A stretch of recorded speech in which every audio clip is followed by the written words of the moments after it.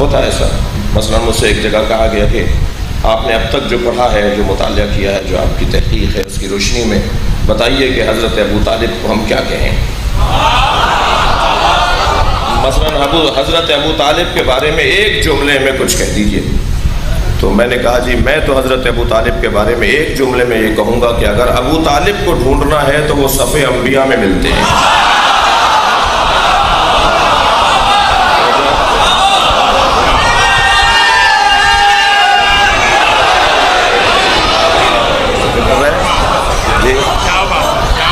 لہذا بعض اوقات خلاصہ کیا جاتا ہے، مختصر کی جاتی ہے بات. یوم حسین ہو رہا ہے ہندوستان میں، اور علامہ سید علی نقی نقن علی اللہ مقامہ اس کے مہمان خاص، اور خطاب آخر میں کرنا تھا، اور پہلے کے خطابات اتنے طویل ہو گئے کہ وقت تنگ ہو گیا، اور 5 منٹ رہ گئے ان کے پاس کہ جی 5 منٹ میں بات کرنی ہے. وہ جو سوچ کر آئے ہوں گے کہ جو اجتہادی گفتگو کریں گے، اور بہت ہی، اور سیمینار کا موضوع تھا کہ کربلا نہ ہوتی تو کیا ہوتا. اب ان کے پاس رہ گئے 5 منٹ، اور 5 منٹ میں وہ کیا بتائیں کہ کربلا نہ ہوتی تو کیا ہوتا. تو جو ناظم محفل تھا، ناظم سیمینار تھا، جو بھی ناظم تھا، اس نے کہا کہ حضور وقت بہت تنگ ہے، 5 منٹ کی خطاب کی گنجائش رہ گئی ہے. کہنے لگے جی 5 منٹ بھی زیادہ ہیں، میں صرف جاؤں گا اور ایک لمحے میں کچھ کہہ کر آ جاؤں گا. تو نقن صاحب گئے مائک پر اور کہا کہ جی کربلا نہ ہوتی تو کیا ہوتا، اس عنوان پر میرا ایک جملہ ہی کافی ہے. کربلا نہ ہوتی تو جمعے کی نماز بدھ کو ہوتی.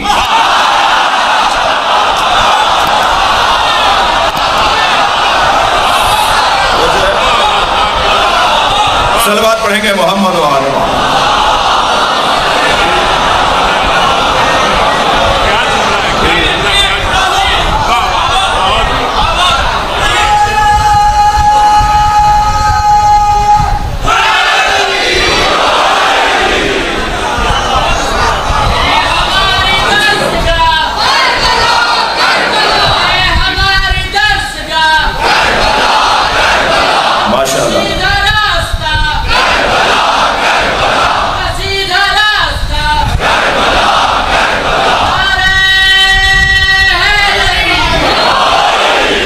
تو بعض اوقات لمبی گفتگو، طویل خطاب، اسے خلاصہ بھی کرنا پڑتا ہے. تو اب یہ جو قرآن کا خلاصہ اگر ہمیں دیکھنا ہے تو اسے سورہ خلاصہ کہا جاتا ہے. میری تمہید یہاں مکمل ہوئی، اب ذرا ترجمہ سن لیجئے.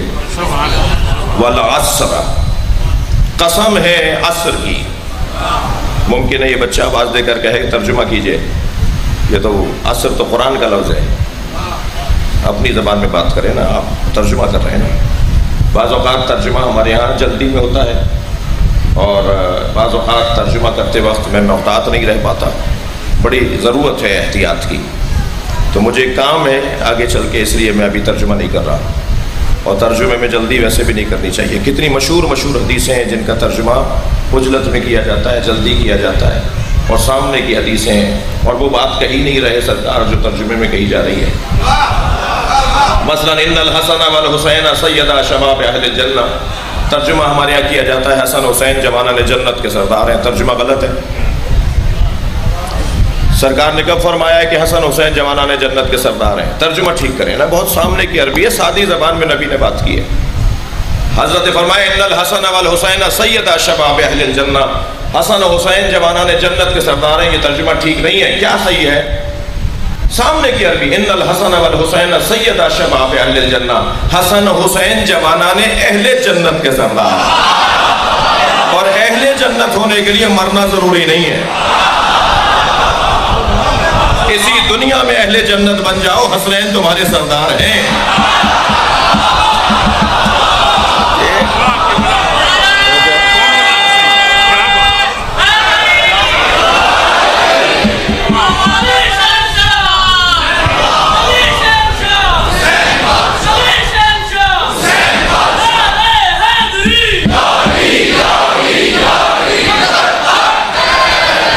میرے احباب جو باہر تشریف فرمائے، میرے محسن، میرے بزرگ، میری شخصیات، میرے عزیز عزاداران امام حسین، ان سے بھی مخاطب ہوں. توجہ ہے. سلونی سلونی قبل ان تفقدونی، ترجمہ کیا کرتے ہیں ہمارے یہاں؟ پوچھو پوچھو اس سے پہلے کہ میں مر جاؤں، میں دنیا سے چلا جاؤں، مجھ سے پوچھ لو۔ یہ ترجمہ اچھا نہیں ہے۔ علی یہ کہہ ہی نہیں رہے کہ پوچھ لو اس سے پہلے کہ میں مر جاؤں۔ علی کہہ رہے ہیں پوچھو پوچھو اس سے پہلے کہ تم مر جاؤ۔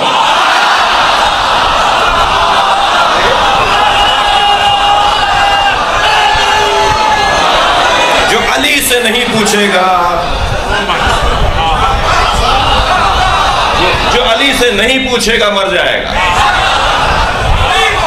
عزیزان گرامی، جس نے بھی علی سے پوچھا ہے وہ آج بھی زندہ ہے، کبھی مالک اشتر کے نام سے، کبھی ابن عباس کے نام سے، کبھی سلمان فارسی کے نام سے۔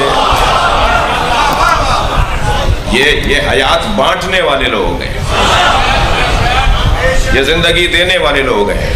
انہوں نے ہی تو بتایا ہے کہ موت کا مطلب کیا ہے اور زندگی کا مفہوم کیا ہے۔ میرے مولا فرماتے ہیں میتیں دو طرح کی ہوتی ہیں، علی کا فرمان سنیں گے، فرماتے ہیں میتیں دو طرح کی ہوتی ہیں، کچھ لیٹے ہوئے جنازے ہوتے ہیں، کچھ چلتے پھرتے جنازے۔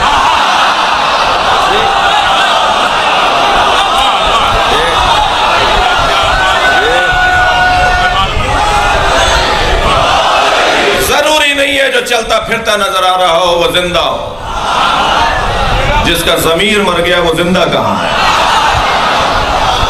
جس کی سوچ مردہ ہو اس کا بدن زندہ کہاں ہے؟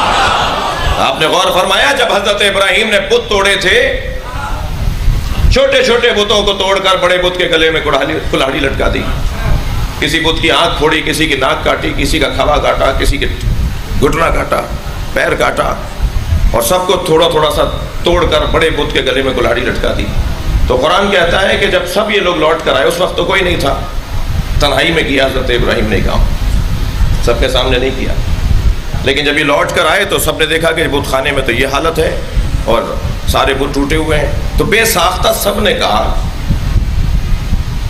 قال فتن یقال لہ ابراہیم، قالوا فتن یقال لہ ابراہیم، کہنے لگے ایک جوان کا کام ہے جسے ابراہیم کہا جاتا ہے۔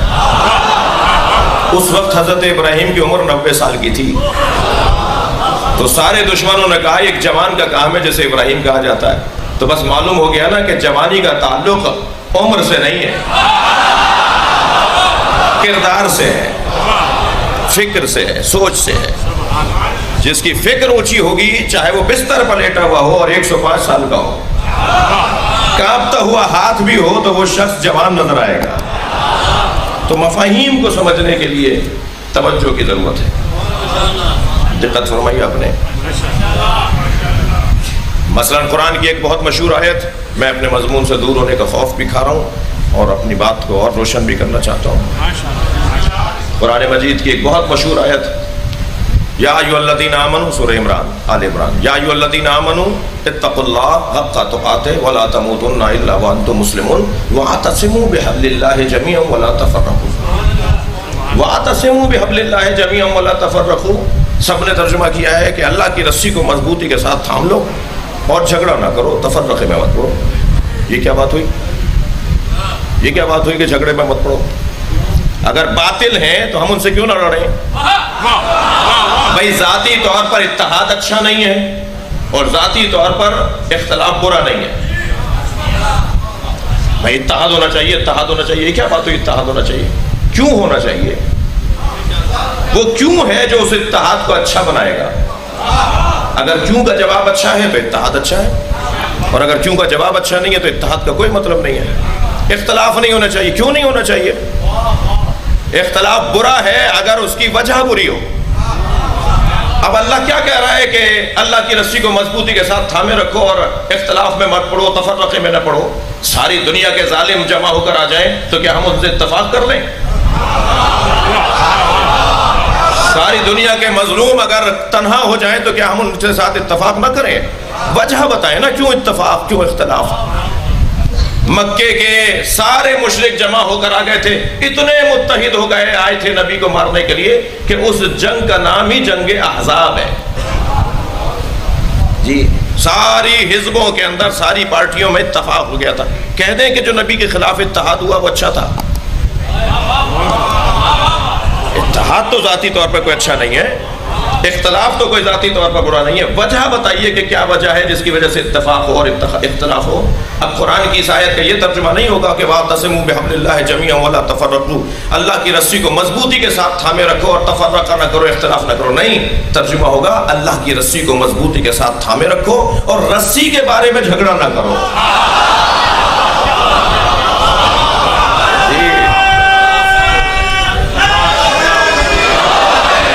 نبی مولا سے پوچھا یا رسول اللہ اللہ کی رسی کیا ہے؟ مولا علی سے پوچھا یا علی اللہ کی رسی کیا ہے؟ مولا علی سے پوچھا تو مولا نے فرمایا قرآن۔ مولا علی سے پوچھا اللہ کی رسی کیا ہے؟ فرمایا قرآن۔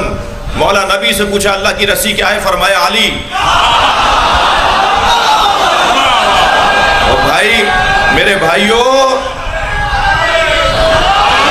رسی کم سے کم 2 ڈوروں کے بٹنے کو کہا جاتا ہے، آپ 14 ڈورے بھی بٹ سکتے ہیں۔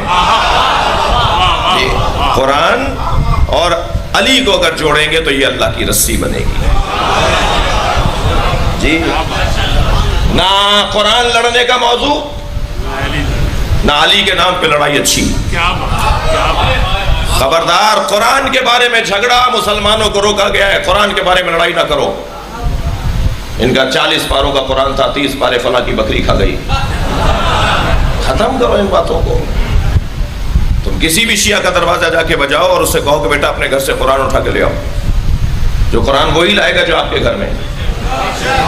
اس گفتگو سے یہودی کو فائدہ ہو رہا ہے، اس گفتگو سے عیسائی کو فائدہ ہو رہا ہے کہ مسلمان تو قرآن پہ ہی لڑ رہے ہیں۔ کسی شیعہ عالم نے آج تک نہیں کہا کہ ہمارے 40 پاروں کا قرآن تھا، تم کہہ رہے ہو کہ یہ کہہ رہے ہیں۔ ہم نے کہاں کہا ہے؟ کہیں کسی کتاب میں لکھا ہے ہمارے کسی بڑے نے؟ اور سارے اتنے بڑے بڑے معتبر لوگ، مجھے تو تعجب ہوتا ہے پڑھے لکھے لوگوں پر۔ ایک گلہ یہی کر دیتا ہوں، اگرچہ مجھے بہت سارے گلے شکوے کرنے ہیں۔ ہمارے یہاں اگر کسی ذاکر، خطیب، عالم، مقرر نے بات کی ہے اور کوئی کرتا ہے اور کسی کے کسی جملے پر کسی کو کوئی اعتراض ہے تو وہ تو دعوے دار علم ہے ہی نہیں، اس نے تو نہیں کہا میں عالم ہوں۔